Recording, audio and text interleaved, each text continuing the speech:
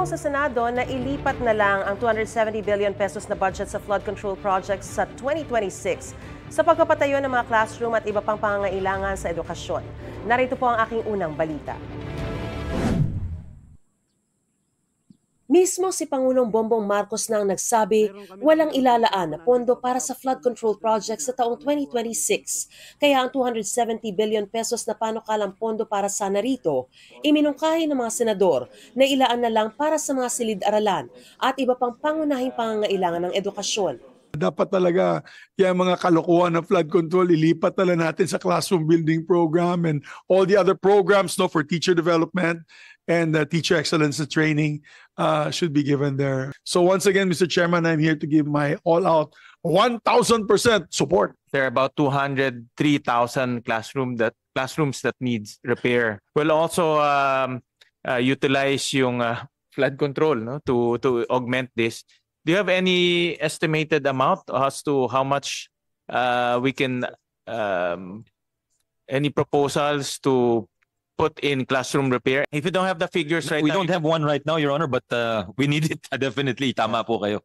And we'll work with you. And maybe we'll get back to you on that, yung ilan talaga pwede.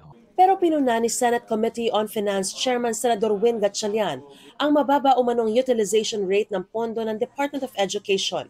Ayon kay Gatchalian, nasa 56 billion pesos ang hindi pa nagagamit, kaya't nananatiling problema ang obligasyon at implementasyon ng mga proyekto. Dagdag naman ni Senador Bam Aquino, mas mainam kung ang pondo ay mailaan sa tamang presyo at mabilis na implementasyon.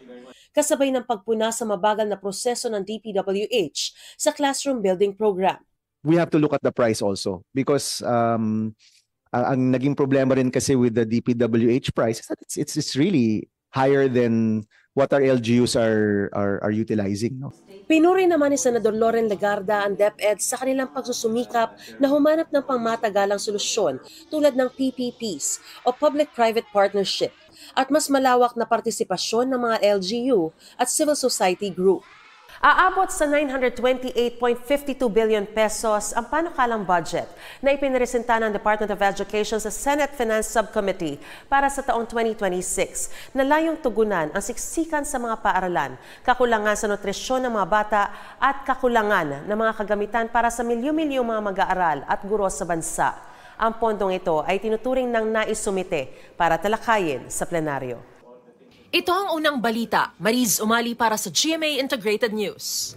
Gusto mo bang mauna sa mga balita? Mag-subscribe na sa GMA Integrated News sa YouTube at tumutok sa unang balita.